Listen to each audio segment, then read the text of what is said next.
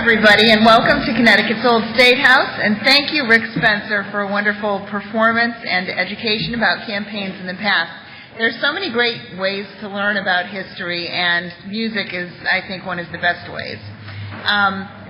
I'd like to start out today by introducing myself. I'm Sally Whipple, the director of the Old State House, and I would like to thank a few people to start with. One, my colleague, Rebecca Tabor-Conover, who planned this program and plans all of our public programs. Our CTN colleagues for broadcasting this program. Rick Spencer for providing the music for us before the program. And Connecticut Humanities for funding this entire series. Without them, we wouldn't be able to do this. I'd also like to thank you, the audience, for coming in today to be in our audience here at the Old State House. And I'd like to thank those people watching at home for watching our programs and enjoying them. Now I would like to introduce and thank our moderator, Diane Smith. But I want to say a few words about Diane first. As most of you know, she has served for many, many years as an unofficial ambassador for the state of Connecticut through books and TV programs that focus on all things that are positively Connecticut. She also leads a rich life outside of these monthly programs, which you may not have known. She doesn't just do this. She is also the senior producer for program development at CTN. Additionally, Diane has received 2 recent prestigious awards, which should make anyone who cares about Connecticut, our reputation, and our stories very, very proud. Diane represents Connecticut very well. Last month, she was honored by the Connecticut Women's Hall of Fame as a woman of voice and vision, and I think that is certainly appropriate for Diane. Additionally, just last week, she was inducted into the Silver Circle of the National Academy of Television Arts and Sciences. The award is an Emmy for 25 years of outstanding contributions to television and to the community. And so I would like you to join me in welcoming Diane today and our guests, but also applauding Diane's wonderful awards, which I think reflect well on everyone in Connecticut. Thank you.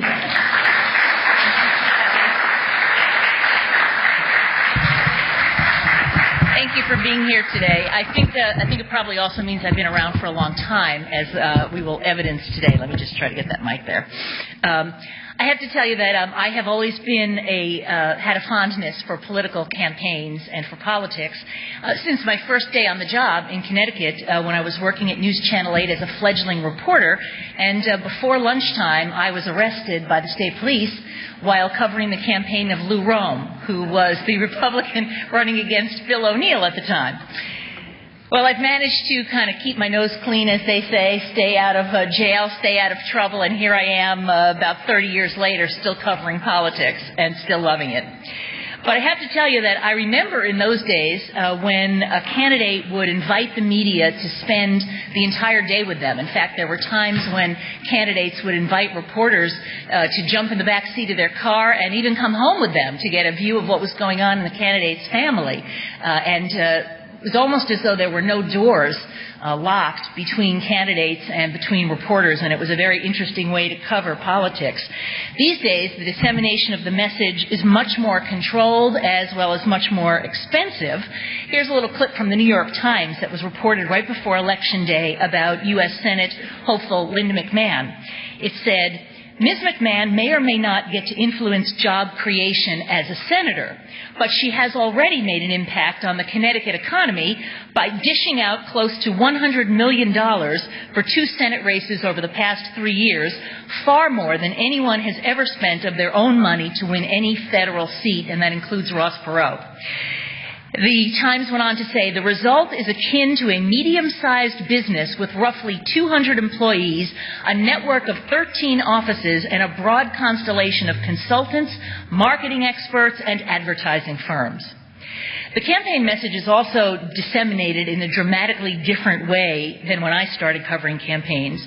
The days of stump speeches and direct mail are being surpassed by the sophisticated use of social media, including Facebook, Twitter, and email.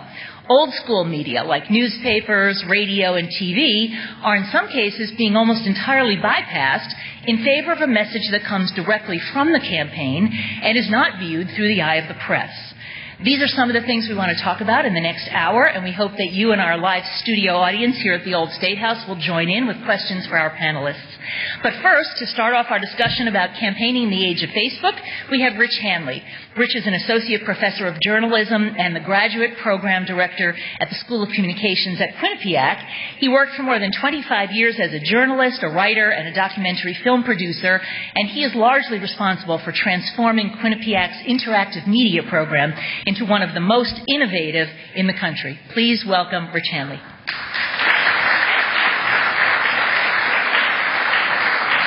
Thank you.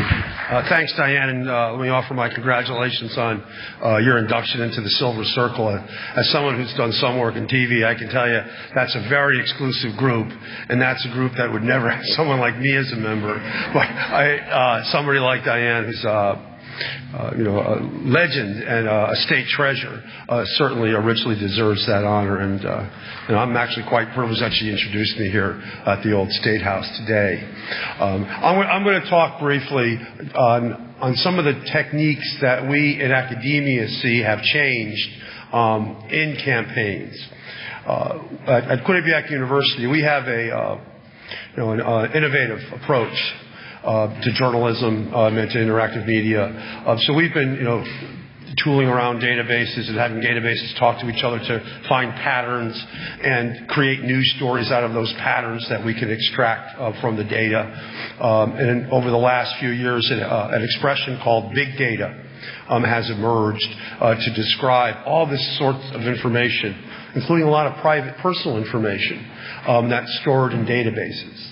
And for many years, that sort of data had been deployed almost exclusively by marketing companies and by major corporations that could afford the programming firepower and the big iron, as they say, the servers that hold these databases to parse, to send you stuff. In 2008, the Obama campaign really began to use big data in a way that is actually, looking back on it, somewhat primitive. But in this past cycle, the Obama campaign, more than the Romney campaign, really unleashed the power of these databases in ways that perhaps moved the needle of the election, but certainly is measurable in the type of fundraising that you can accomplish through these mechanisms. So I'm just going to go through a brief PowerPoint presentation on some of the techniques deployed in the campaign that, as Diane said, were used to directly reach the voter. And one of the subtexts to what we teach at Quinnipiac and to what I'll talk about today, is the fact that candidates are becoming more and more abstractions. They're no longer real people when they don't talk to the media. And I'm, of course, biased on that because they're reaching, people through other means. And so the journalists are covering these other means, which is a step removed from the candidates. And so you have an abstraction on top of an abstraction that may actually become a distraction from the key issues of the day. And we'll see as the technology unfolds and unspools whether this has a serious impact. And I will also briefly cover how some of this material has now seeped into the policymaking arena. And I have a great example from the past 10 days where Obama's administration used techniques refined during the campaign in the policymaking arena. That's 2012 politics right there. It's not a smoke-filled room. In fact, it's a heavily air-conditioned room full of servers. These are Facebook's. Facebook's server farm, or one of their many server farms. Those boxes with those lights contain all sorts of data on stuff I posted, what I liked, my preferences, the books I've read and shared with people, and so on and so forth. That's where they reside, and that's where the Obama campaign is fighting the campaign. And John Naughton, who writes for The Guardian in the UK, wrote this. James Carville's famous phrase, "The economy's stupid," has been superseded. Now it's the data stupid. And so he's looking at it removed across the ocean and seeing that it really is an electoral process contested with data. and the best data wins. That's what one of the lessons of the past campaign suggests. This is a mashup of various images, of the Obama campaign and the various ways he reached the electorate, through a Twitter feed, through Facebook, email, and so on and so forth. And there's really two theaters of action now in the campaign. I describe it as brute force versus bright force. Brute force is the kind of campaign I grew up with. And there's a movie called poster from a movie called Brute Force. Raw, rough, and ruthless. That is, raise a lot of money, buy a lot of TV, send out lots of direct mail, and just pump up the robocalls, go through as many numbers as you can with the same message. That's brute force. Brute force worked, and still does to an extent, in an age when media were controlled by certain networks and the choices of people were limited. For example, here in the Hartford, New Haven market, you basically could watch Channel 3, Channel 8, Channel 30 on VHF, on a VHF signal, and then on the UHF you could reach some other channels, or you may be able to pull in something from New York. But you bought ads on those stations, you could reach just about everybody. If you bought an ad in the Hartford Current, you could reach anybody. If you bought an ad on TIC, DRC, POP, or any of the number of other stations, you could reach just about everybody. And it didn't matter if you reached people who were interested in politics or people who didn't. You found a way to reach everyone through just the pure brute force, the volume of information. That's changed. Now we're into the bright data, the little lightsaber here. Okay, with computers behind, you can really direct messages to individuals, and the technology permits this to be done on a level that even 4 years ago was unimaginable. And bright media is light, it's bright, and it's precise. That's the most important. It's precise. That's through online ads. When you visit a website, it may deposit a cookie on your machine. That cookie knows where you've been, where you're going to, what you've read on the site. That's part of your personality profile. Your preferences are expressed in what you read online. Ads can be created to then reach those preferences. And you could have a whole inventory of literally thousands of ads to reach the thousands of different perspectives people may hold. And whenever they visit a website, and a political ad tailored to that perspective can be shown on the screen. Customized content. Content can be customized, again, for these websites.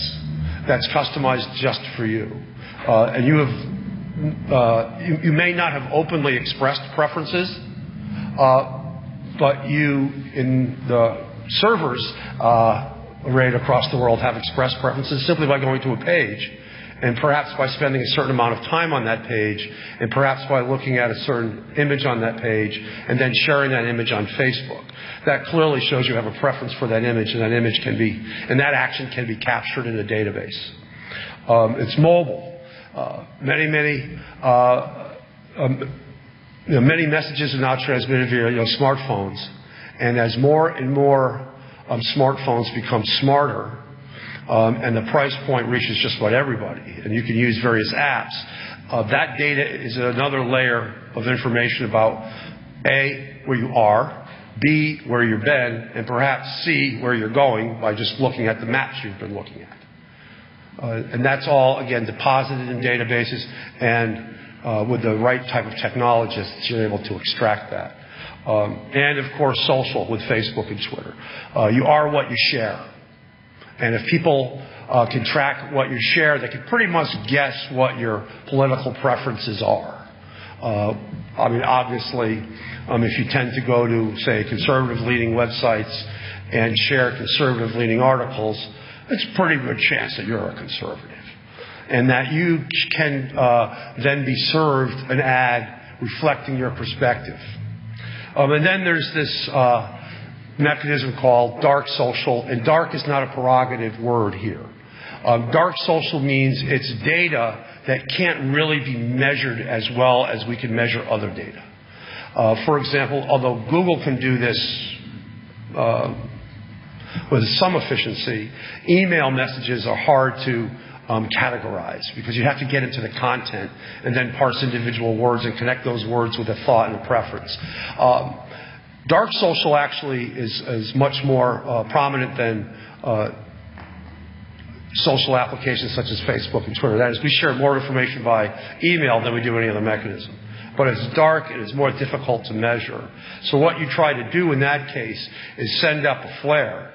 You know, dinner with Barack, blah, blah, blah. Are you interested? Just see what your response is. And if you get a lousy response, you change your email message until you land somewhere. So dark social has more of a characteristics of brute force, but it's very cheap. I mean, email costs virtually nothing to distribute. But that's the bright, and precise. And this is where the world is heading in terms of marketing, and it really is where the world is in politics. Big money drives brute force. Again, the Linda McMahon, bless her, was a no television station left behind campaign. And I am very pleased because many of our students are alumni work at these stations, and they still have their jobs thanks to Linda, and thank you, Linda, for that. And big data drives a bright force. That's the ability to go into databases and have databases talk to each other to come up with profiles and then determine preferences from those profiles and then create ads and messages to shoot out to these people. And if you combine big money and big data, you're going to have a big victory. And I think that's what the president showed in November. And why is there so much interest in data and social media? I mean, this is from a survey that actually came out this week from Nielsen. 20% of time spent on personal computers, laptops, or desktops is spent on social media. 20% on Twitter or Facebook or Pinterest. If you're accessing social media on a mobile device, a third of your time is spent on social media. So you're sharing stuff. I am here, I'm going here, I'm taking a picture of a concert, and so on. And all this information can be measured, and it can be massaged in a way where you can develop these digital profiles. So it's where the people are. In journalism it used to be, go to the local bar, or politicians used to cruise local diners. Senator Lieberman, is famous for his diner campaigns, and, God bless him for that, going to diners, talking to people. Now the people are online and they're engaged in social media. So you don't have to go to the diner to know they had pancakes and sausage and coffee and so on. You could actually, I suppose, create a profile of a diner, find conservative-leaning diners and liberal-leaning diners simply by connecting the presence at these diners with where they've been on Facebook, what they've shared, and what they've posted.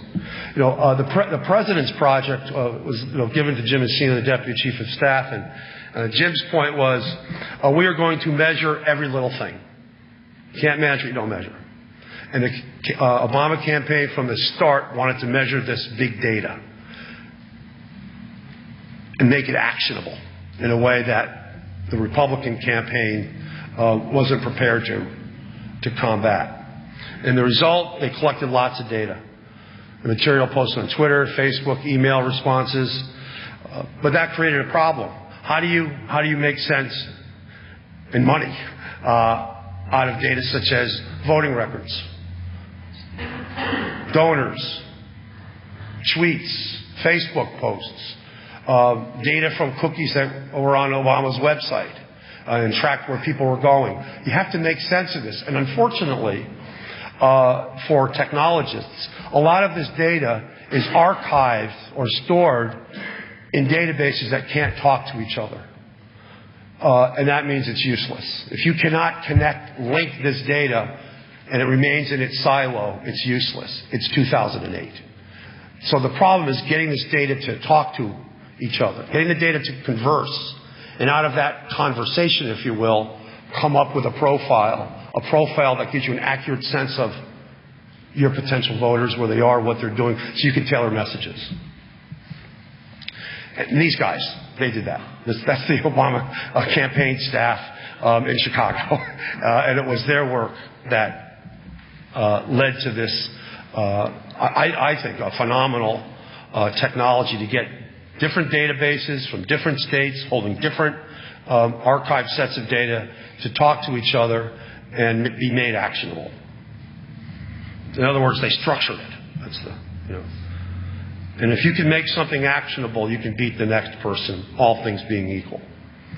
So the Obama campaign is able to tailor ads precisely for people as they hop around the web. Through various ad buys. Just tailored to his effort. Well, I know this person went there because of a cookie. We know he's going to this site. So when he goes to the Quinnipiac.edu, or he goes to the old State House site, or goes to some other current.com or something, there will be an ad that only that person will see. And it will be thus more effective because it's not brute force. It's precise. Micro-targeting is the word of art used by marketing folks.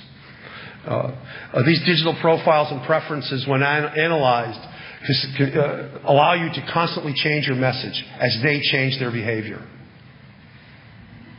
So if you find something's not working, what do? Just change it. See what sticks.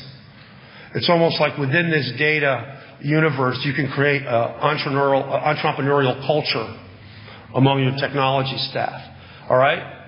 You try to find a better way, you try to find a better way. So you have this sense of competition within the staff to create a better technology, to get the databases to talk, to make that information useful, actionable. And this is just, it all comes down to money. And Obama used big data to raise little donations. He raised $214.3 million from donors giving $200 or less. Romney's small donor effort collected $70.8 million. And that's really due to the online campaign. Lots of donations flowing through online donation mechanisms. And you can see the share of Obama's fundraising. This is from OpenSecrets.org. That's a considerable share of small donors. That pie is his total universe of money. The green is what he received from small donors. And here's Governor Romney's small donor. Now, I'm not going to say Obama won the election because of that distinction. But nevertheless, it is a distinction that can be credited in large measure to the use of data to target voters and to create custom messages to get them involved in the campaign. And it's also evident in the roster of people you can hire. If you look at this digital divide that exists between the Democrats and the Republicans, you'll find that it's startling. One represents, say, an old way of doing things. One represents a new way of doing things. And I'm not saying that as a value judgment. I'm merely basing that on the age of the companies involved. Okay. In the world of big donors, this is where Obama's money came from. That'd be people who would... University of California, Microsoft, Google, the U.S. government, Harvard. I mean, just Microsoft and Google. These are employees and whatnot giving money. And Romney, Goldman Sachs, Bank of America, Morgan Stanley, and J.P. Morgan Chase. So basically, Obama has the technologists on his side. And he plucked these a good number of people from these companies to run his data campaign. And here's what a private company does. It holds, because that information is now readily available, 250 terabytes of data on behaviors and opinions. There are 300 million decision nodes that model the behavior of each person in the database. That is, these algorithms, the language that operates computers, can almost predict behavior. So if you're able to tap in this in the political realm, you can find out who's not likely to vote and then hit them with lots of messages to tell them to vote if you know they are going to support you. We talked about online ads. And the Time magazine reported that, this example, who might have comparable gravitational pull on a 40 to 49-year-old woman on the East Coast. The database spit back Sarah Jessica Parker. On the West Coast, it was George Clooney. And so the Obama campaign came up with this. Dinner with Barack, at Sarah Jessica Parker's New York house. And that whole campaign was based on an analysis of data. So in short, big data, led to these little precise little media nodes all over the United States that reach voters on Twitter and Facebook. And now that tactic is finding its way into the policy realm. On November 26th, Obama's team created a hashtag on Twitter. I got misspelling there, sorry. Hashtag My2K, and that's based on what the Bush tax cuts cost each middle-class taxpayer. This was his tweet. Call your members of Congress, write them on email, tweet it using the hashtag President Obama. So now he said, this worked during the campaign. Now I'm going to use this data, this technique, to use it for policy. And this changes the game, to use that cliche. Because now these databases can be used for policy, not politics. That tweet, is not reaching all 300 million Americans, because not everyone's on Twitter, and certainly not everyone has an inclination. But what is happening is the media cover tweets. And that amplifies your message, because then it reaches the corners of the country that are not, dialed into Twitter or other social media. William Paris of the site, the Crowdwire, which covers social media, said that Twitter can now set a national agenda as much as the New York Times did, only because the New York Times is going to cover what Obama tweets. So it amplifies the force of the message. So do you need brute force too? Well, you really need both. Technology isn't cheap, and technologists have to be paid to do this sort of work. In Connecticut, we had a different campaign away from the big data, although that played a role. But it also showed something that has now become structurally obsolete in campaigns, at least from the perspective of candidates. That's a media scrum. When someone would go out and face the media and have to deal with that horde. And in the age of, these former governors of Connecticut, as Diane said, you could go out and have a reporter hang out, Metzger, Grasso, Lou Rome, can't go hang out, maybe even have a drink, smoke, talk about things. That doesn't happen any longer. Candidates have found they can ignore traditional media and reach people directly through social media, micro-targeting of online ads, and brute force. It's not that they don't care. It just makes the campaign more efficient and makes it more controllable. So the new math for candidates is this: big data plus big money minus media, and you can win. Thank you.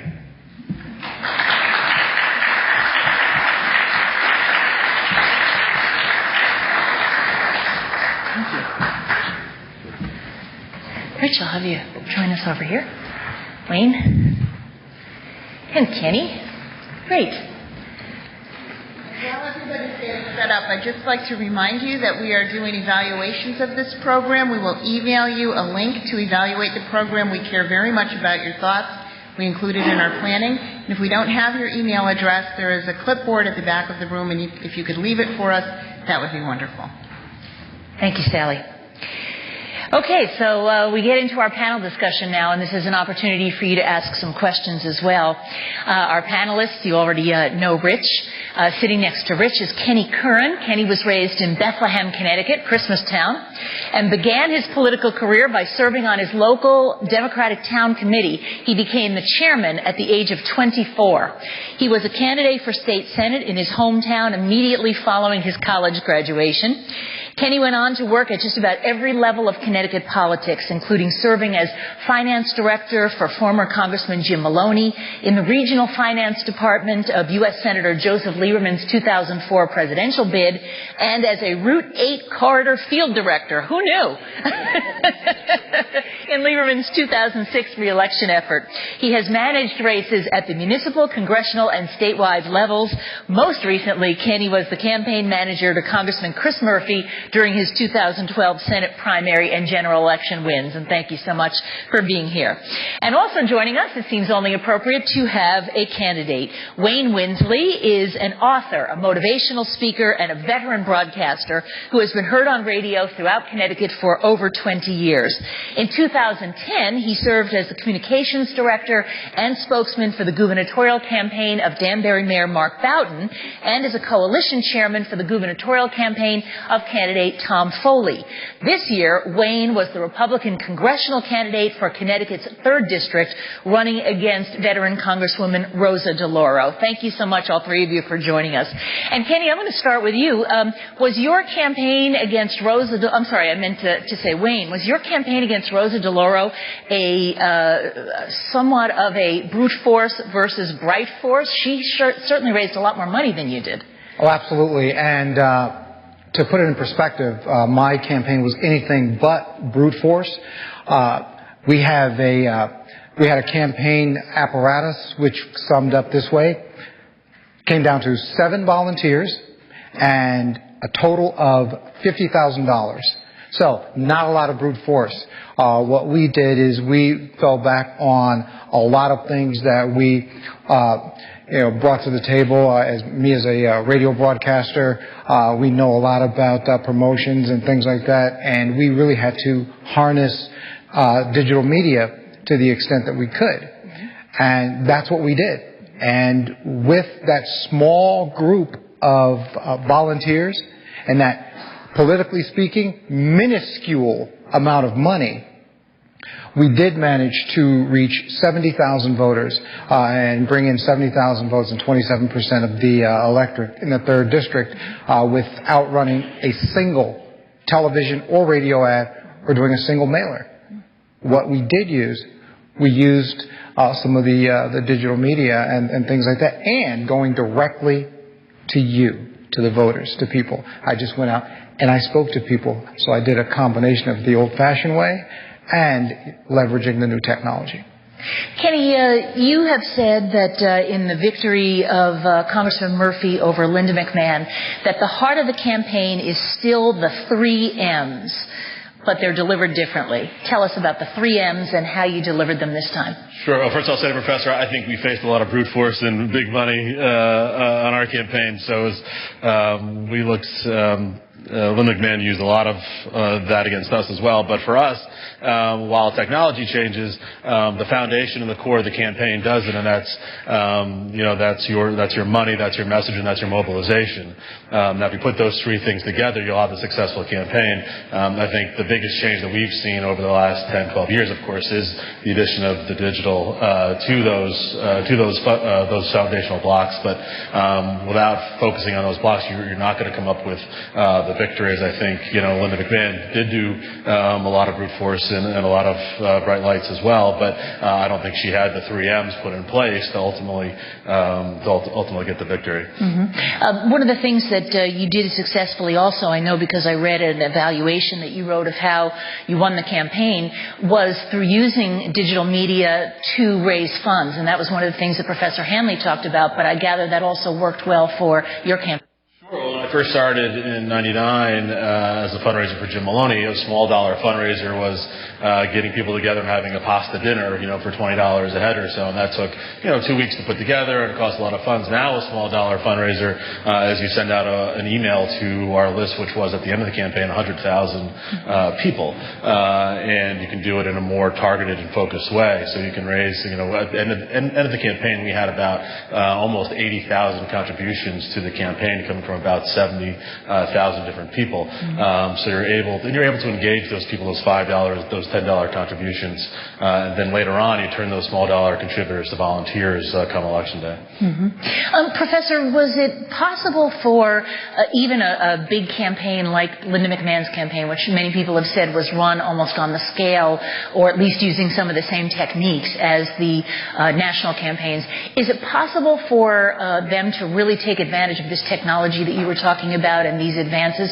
or is it just way too expensive? Well, she had unlimited funds, and the focus of that campaign was on brute force. Just, basically going she went into the New York market, very expensive market to buy ads, just to get into Fairfield County. And that's so her money and her campaign's focus was on brute force, although they certainly did do some social networking applications, certainly throughout the email and stuff. But they did seem to be, no disrespect intended, to be a step behind. They seem to run an older campaign than the campaign of Senator-elect Murphy. It just seemed to be something that, straight out of the 20th century, or more so than straight into the 21st century. Heaven forbid. The 20th century. Yeah. Interesting. But reaching young voters, people, they don't watch television, so all those ads are wasted on trying to get the young vote, because they're not paying attention to that. Yeah. They are paying attention to social media. Wayne, it was interesting. I was watching you as you were watching the professor's presentation, and when he showed the old style of media where there was a press scrum waiting for the candidate to step outside, you sort of smiled, but you winced a little bit. How does a candidate look at the press these days? As someone who has spent 20 years being the press, I'm probably a lot more comfortable with the press than some candidates. My wincing was basically because I looked and I said, ooh, yeah, there are a lot of people on our side that still campaign that way. And that kind of painful to watch. One thing that I do know is that when you have a campaign that's small, like mine, it is more difficult to capture the attention of the larger media because you're looked at as, well, there's this guy running in the 3rd district, doesn't have much of a shot, well, we're not going to cover him, it's not newsworthy. So to a large degree, I ignored the media and went straight to people. One thing that I learned is, which probably some other candidates could benefit from, is how do you get your position, your campaign position, to fit into a tweet? Because yes, the voters that I was talking to, those 18 to 35-year-old voters, you're right, they're absolutely not watching television, but they will read a tweet, they will listen to a 30-second audio message, an MP3 message that's attached to an email. That's one of the innovations that we came up with during my campaign, was a short audio message from Wayne Winsley. A young person told me, Wayne, the world communicates in 140 characters. So one thing was, well, how do I explain government spending in 140 characters? Here's what I came up with. The United States spends $10 billion a day. If you took all of Bill Gates' net worth, it would run the government for a week. Cut government spending. Wayne Winsley for Congress. Done. That my kids can understand. Yeah. And that is how you have to communicate, these days. It doesn't mean dumbing it down. It means simplifying it and making it more precise. Micro-targeting, like you mentioned, absolutely key. I didn't have a whole lot of resources, so I had to figure out ways to speak to the people who are going to be receptive to my message, and do so with like $3. Just to give you a little bit of comparison, I believe your opponent's campaign basically paid something like $89 or $90 per vote. Wayne Winsley spent $1.13 a vote. Interesting. And it's just ways. Now, do you need more money? Obviously. You do need more money. With more money, I would have done better. However, I learned a lot about how to be effective in reaching your targeted voters with very little. Kenny, Congressman Murphy was one of the first congressmen to really jump on Twitter, and yet by the end of the campaign, I think Linda McMahon had 35,000 Twitter followers. Congressman Murphy had about 5,000. Does that mean Twitter was not as important to you in your campaign? No, Chris was early on Twitter, and he actually does a lot of the tweets himself, which causes the staff much consternation sometimes. But he does it very well, and I do think while we are missing some of the old school media, I think Twitter is a good way for people to get to know the candidate, especially those that do it themselves. such as Chris. Sometimes he's tweeting about his family, sometimes about issues. And one example we used, a tweet and kind of turned it into money, was a congressman from Texas was trying to make their gun laws nationwide, and Chris tweeted, if Connecticut has to listen to or abide by Texas's gun laws, Texas should abide by Connecticut's marriage laws. And so that was picked up and retweeted across many people, and then we used that as a fundraising email, micro-targeted to those people who we knew that gay marriage was an important issue to. So that's just kind of one instance where you use a tweet and kind of turn it into money and turn it into more things. But I think those 5,000 followers that we had were pretty organic.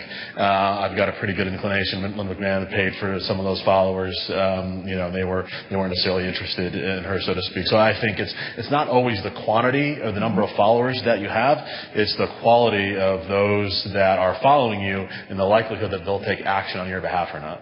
I see you nodding, Rich. Yeah. The folks on Twitter, if you look at the demographics, definitely skew young, but they're also working in information age industries like the media, marketing, advertising, etc. And their use of Twitter is much more sophisticated than merely following somebody.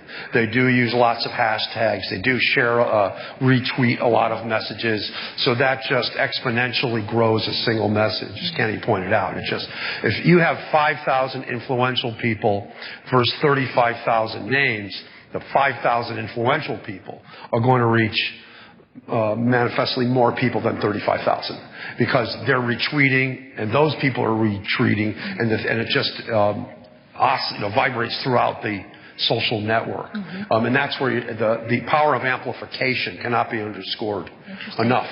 Yeah.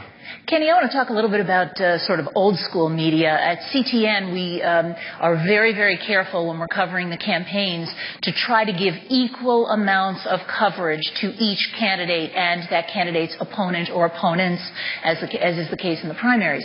And we keep very careful records on that. We were somewhat frustrated by Linda McMahon's campaign because they weren't letting us know about, even though we called them several times a week, they weren't letting us know about any of their events. It was as though they didn't want any media coverage, and they pretty much let us know that without saying it in so many words. So what I'm wondering is, I grew up in the era when candidates were seeking media coverage and did as much as they could to try to attract media. How about a campaign that shies away from the media? What does that end up doing to the candidate and the campaign? Well, in this particular case, you lose by 12 points, I guess. I think, for our candidate, for our purposes, we saw that as a strategy of the McMahon campaign to avoid the hard questions and avoid the media. And we kind of exploited that from a message perspective and said, okay, we're going to make this campaign now about the issues, the real things that people care about. And we did seek out, the media and talk about just the issues that they cared about. And the McMahon campaign deliberately avoided those kind of conversations. So both in terms of our free media and our paid media, we made our campaign message clearly about those issues, whereas when I think it was the CT Mirror approached the McMahon campaign about the issues, and they said, well, talking about those issues is kind of it's a senseless exercise. So they made a strategic decision to avoid kind of free press in those issue decisions. And I think towards the end, when you saw this race shift in the last month, they saw one candidate talking about the issues quite often in the free press and one candidate not. That it played to our advantage. So I think in this case, other candidates may see that it backfires a little bit. So we'll see how it works in 2014. But I think candidates will look at this as an example of the time where a candidate who chose to talk about issues in the free press and one who didn't, and then the candidate who did talk was the one who won. Rich, as the head of the graduate journalism program at Quinnipiac, and a longtime journalist yourself, how does that strike you, that a candidate can virtually avoid the media and still carry on a robust campaign? Now, she didn't win, but still. Well, yeah, we have to train journalists, to use big data if the candidate doesn't want to talk. We kind of turn the table around, and our students are trained to link databases because every candidate leaves a record of some kind that's in the public realm. And that the fundraising is number one. And so what happens is that candidate lost control of a part of the campaign because journalists who know how to data mine would just focus on the amount of money she was raising, how rich she was. Because that was the story they could write. So instead of talking about how what a warm, wonderful mom or business leader she is, they wrote about how much money she was spending. And that was because she didn't permit the press access to her as a person. So the press need to write, they need to investigate stuff. So the most visible part of her universe happened to be her money. And so if you parse the databases, you find out where the money's come. You look at the public record of the WWE, its SEC filings, and so on and so forth. So the press just said, okay, you're not going to talk to us, but there are breadcrumbs out there. And we will cover it. So in many ways, her attempt to control the media backfired because she permitted the media to create the issues on its own. Interesting. Wayne, as somebody who has looked at politics from the point of view of a member of the media, as a spokesperson for a candidate, and as a candidate yourself, are candidates more likely to try to avoid media now, and I mean journalists, because of the style of journalism we have now? There's some concerns that a lot of journalists are just interested in what we call gotcha journalism, or trying to trip you up on something.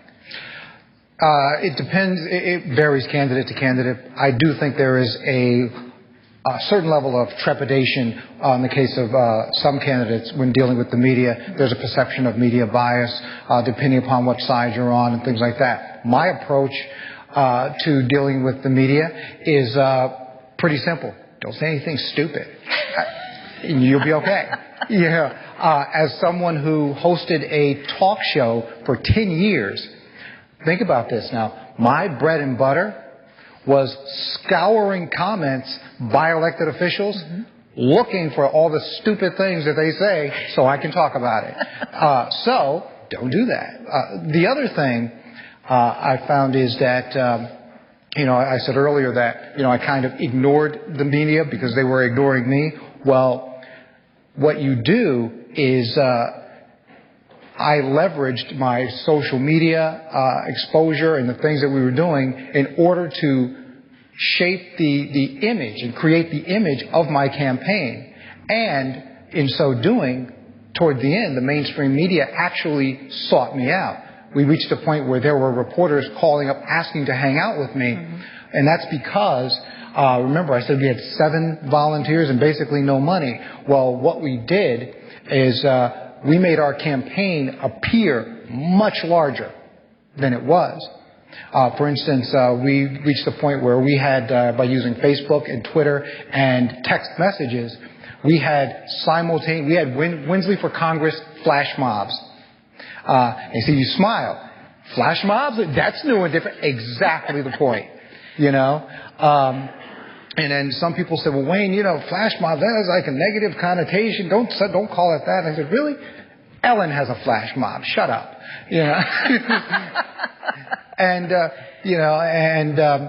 But what we did, we had simultaneous Wayne Winsley rallies throughout the 3rd District, in places like Middletown, Brantford, New Haven, Stratford, Hampden at the same time. So all of a sudden it looked like there was 100 people out there holding Wayne Winsley banners. In reality, probably 50, at a given time. But because of that, several things happened. My opponent, who at the beginning of the campaign totally ignored me because she could, had to actually react to me and spend time and resources, to actually deal with me and actually campaign. Had to actually hold debates when she didn't want to at first. So by using those resources, by using the media, you are able to create and define your own campaign. And rather than having the mainstream media do it for you. I didn't avoid the media. If anyone wanted to talk to me, I was happy to go and talk to them. And that's one thing that I did find odd. Looking at your race that you managed for Chris Murphy, and the fact that Linda McMahon chose not to be more open and forthcoming with the media. I just found it odd, and in the end it didn't serve her well. I think that the media, any reporter, if you say things that are not very smart, absolutely it's going to get reported. But I do think that most people in the media are forthright and honest. So, I tend to approach it that way until somebody shows me different. I would like to invite the audience to get involved. If anybody has a question, please let me know. We'll bring the microphone right over to this woman sitting in the second row here, and then we'll go to Av Harris after that. Go ahead. I have one comment and a question.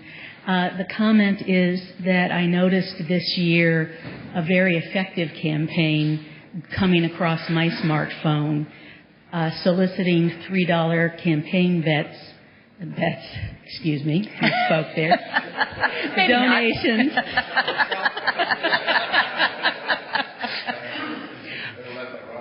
For supportive Senate and congressional candidates across the country. And in fact, my strategy this year, way before these started to come to my campaign smartphone, was to not give the big candidate a big donation, but to parse that out, to spend locally, but then to parse that out across the country to help support the effectiveness of that candidate. Okay, so now everyone knows who I voted for. My question is, in this era of gerrymandering and consolidated congressional districts, where candidates in much of the country can feel comfortable that they don't have to please people across more of the spectrum of our nation, I'm looking for journalists who are not just getting the reporting on what's happening out there, but who are actually doing investigative reporting and more analysis of issues so that I can understand things. But in this environment, does that really make a difference if you have blocks of Republicans, say, or Democrats who are already going to follow their party's position? Okay. What does it matter if the individual candidate really doesn't feel that way if you're pretty sure they're going to end up having to vote that way? I'll let the journalism professor start with that one. The construction of these, congressional districts are, certainly, based on economic and racial and ethnic lines. To be honest about it, and once you're locked into a seat, it's difficult to dislodge you. But nevertheless, it doesn't mean you shouldn't try, as Wayne did, admirably.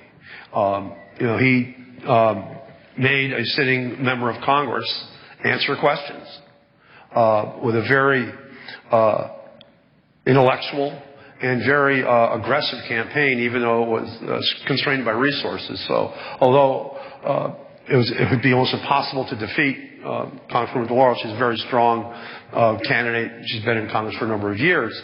There still needs to be an opposition, and the media in that district still need to operate as investigative journalists and give the public the information to act upon based on their interpretation of that evidence. So you're right, it's hard, but it doesn't mean an opposition shouldn't exist, and it doesn't mean the media should just fold its web page or its newspaper, but and move on. It's going to have to hold people to task. And you do see cases across the country in individual districts where candidates are losing because of what media reported. Yeah, and I'll touch briefly on the $3, $5 solicitations that came across your phone.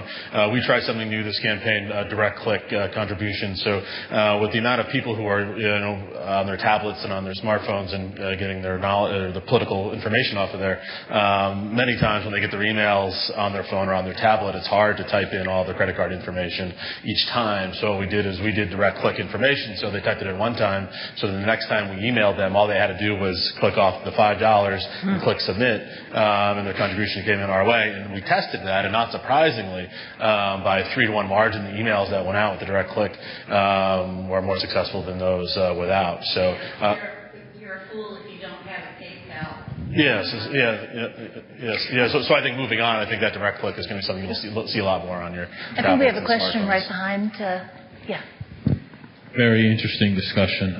This is all evolving so quickly.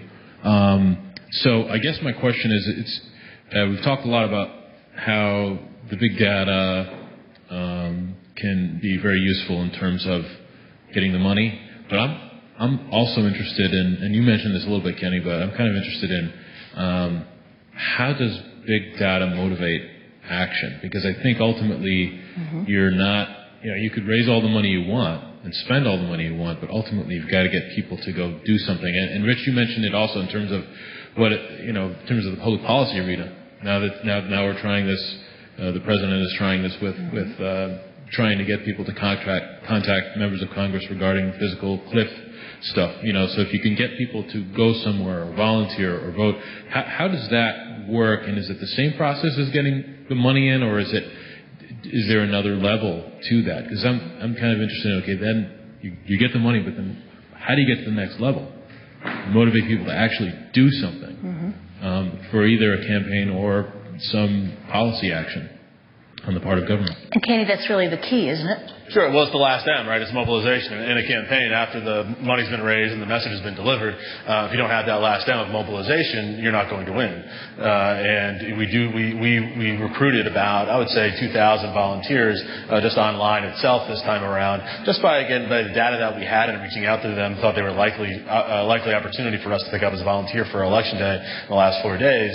In those last 4 days, so while we use very complex data collection to recruit these volunteers online, we use them to do the oldest thing you can do in a campaign, and that's go door to door. So in the last 4 days of the campaign, we knocked on 175,000 doors, because no matter what technology happens, I mean, there'll probably be holograms of candidates at some point, I assume. But no matter how that changes, nothing is going to beat that door-to-door contact in terms of mobilizing people on Election Day. However, we did use big data in terms to recruit those volunteers to do that. And I guess my question to amplify that is, how do you get people to move from looking at it on their phone and saying, you know what, Saturday I will go out and knock on doors? What happens in between there? It's just a lot of testing. You test these through the email messages and through the online ads. You kind of see what interests people and see what really motivates them. And then you give them, along the way, you give them a couple meet and greets to go to, and if you find out they're going to the meet and greets, and then towards Election Day, you get them to recruit them for a shift. Then once you get them in for a shift, they like it. Then they keep on coming back. Did different volunteers come in because of different messages you sent? I mean, I know when Rich was talking about micro-targeting, I know there are times when my husband and I are sitting in the same room. We're both on our phones, or we're both on our laptops, and we're maybe even reading the same article in the Hartford Curran or in another, but he's seeing different ads than I'm seeing. We're sitting in chairs side by side reading the same article, but I'm getting an ad to go to Land's End and do some shopping, and he's getting an ad from an electronics store to go and buy his next device. Yet we're literally separated by less than we are right now.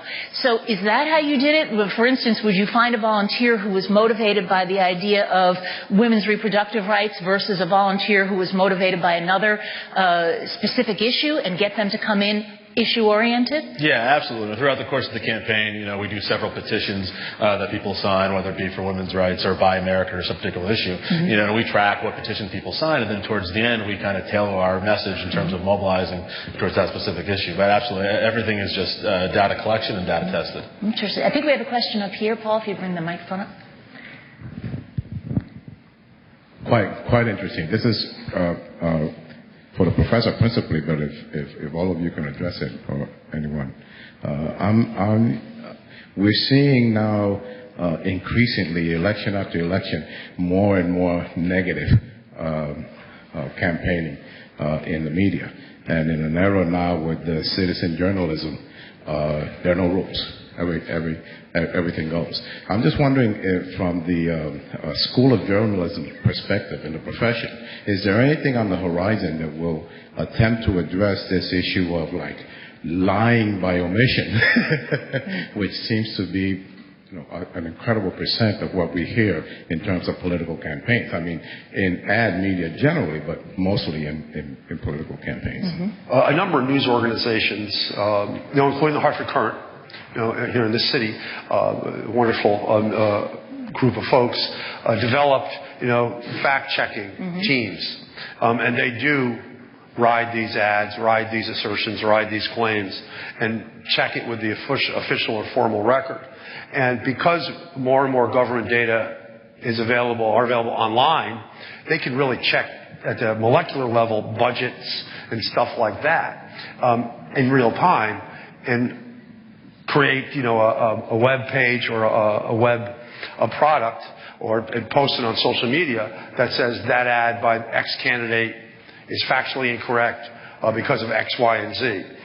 So what journalists are doing now is, journalism is doing now is really organizing around the electoral cycle these fact-checking teams. And these teams usually include reporters such as Matt Kaufman of the Curran, say, who understand data mining and can check in real time some of the assertions made by candidates on either ads or public statements. But as far as misinformation and stuff, it's just going to get worse, as the web grows and the ease of use continues. It's just as easy to give money now.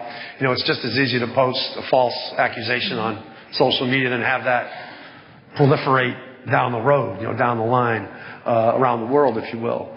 And it's up to journalists to make sure that those sort of things are monitored and then checked by using facts instead of opinion, and by using the available resources to do so. Kenny, I remember reading some of the fact-checking on ads that your campaign put out, as well as McMahon's campaign. Some of them were about her assertions that Chris Murphy had missed X% of his hearings that he was supposed to attend. Some of them had to do with some of her comments on sunsetting Social Security. How did you feel the fact-checking worked out? Did you feel that it was responsible and that it made a difference? Yeah, I think there are a degree of people who, look at the fact checks, and more so, actually, to Louis' point here, for this campaign, the debates were something that people really looked at as well, and that's an instance where the candidates can fact check each other. I think there might have been a perception to some degree that debates don't matter anymore, but in this particular election, where you had a candidate who was pretty well known, but people were unsure of, in Linda McMahon, and then you had a candidate not as well known in Chris Murphy, people were really tuning in for those debates, and when our internal polling showed that about 40% of the voters watched all or part of at least one of the debates during the course of the campaign, and then another 20-25% read about or heard about the debates and used that as part of their decision making. So I think in this particular election, that's when you saw the race shift as well. It was basically a dead heat going into the end of September, beginning of October, and then you saw these undecided voters who were in effect actually looking at the debates to make their decision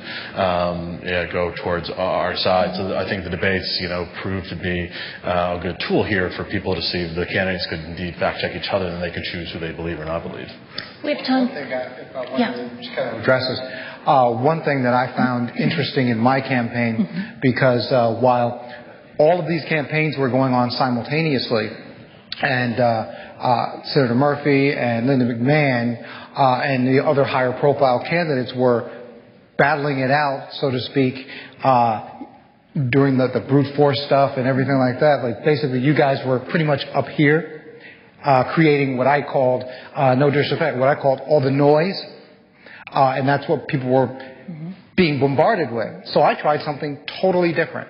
I would walk into rooms, much like this one, and speak to groups, some about this size, some smaller, some even larger. But I would say, I'm not going to tell you about what my opponent has or hasn't done for the past 22 years, because you should already know. I'm going to talk to you about what I'd like to do. And the reaction I got from a lot of people was, good. I didn't, go in and say, my opponent's this, my opponent's that.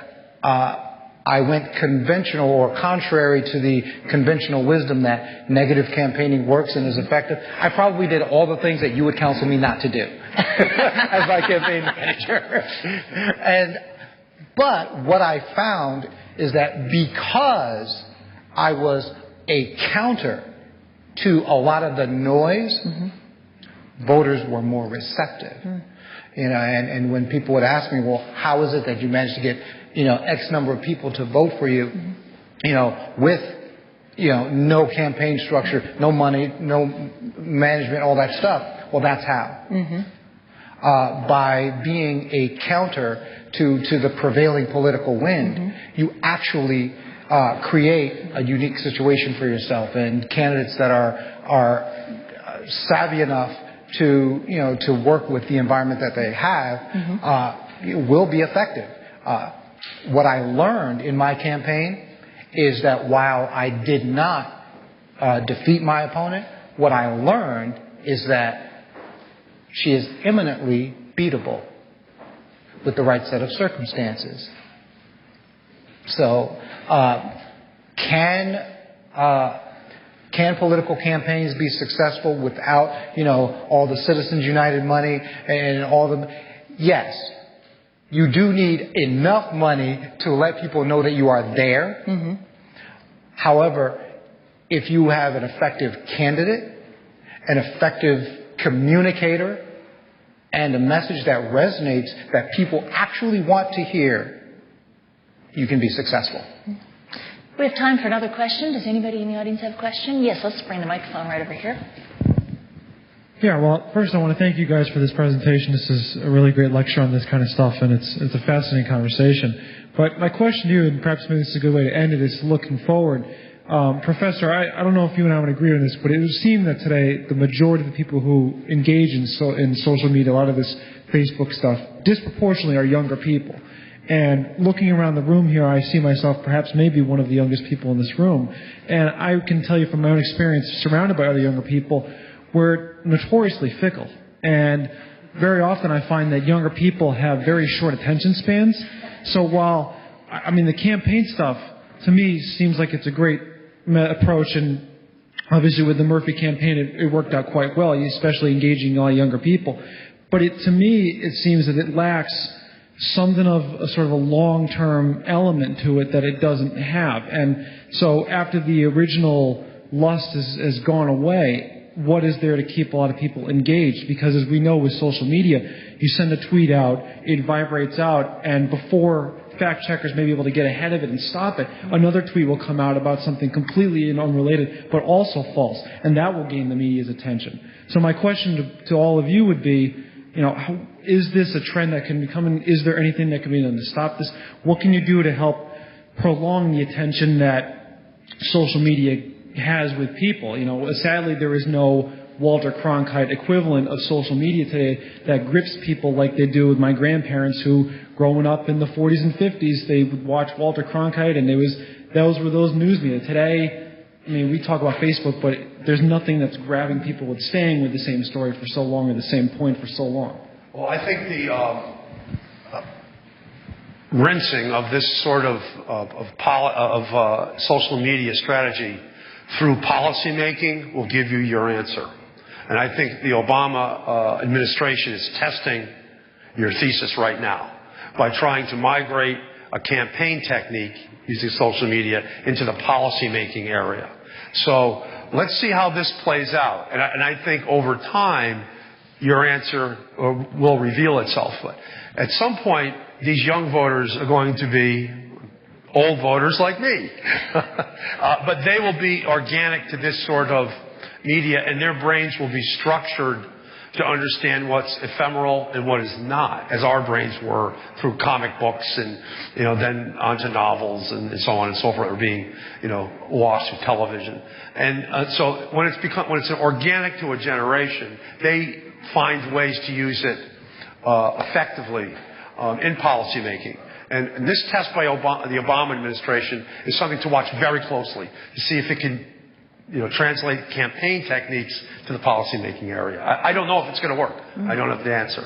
Yeah, and that's a great. I think the jury's still out on that. Chris, as the youngest member of the Senate, I think has a unique opportunity to kind of keep our younger voters who are engaged in the campaign engaged in his policymaking as well. So we're going to certainly continue to use kind of Facebook and Twitter to hope to continue that engagement. I think also that is where substance comes into play. I can catch your attention. I can send out a very nice tweet or a Facebook message that may engage you for 30 seconds and get you to vote my way. But at the end of the day, it always must come down to my ability or anybody's ability to actually deliver, and that's where the substance comes in. Well, I'm going to thank all three of you. I think that was a great way to close, so thank you for that question. I'm going to thank all three of you for being part of this discussion. It's been very interesting. Rich Hanley, Kenny Curran, and Wayne Winsley, thanks so much. We really do appreciate it. And you'll be able to see this on CTN and also look for it on ct-n.com.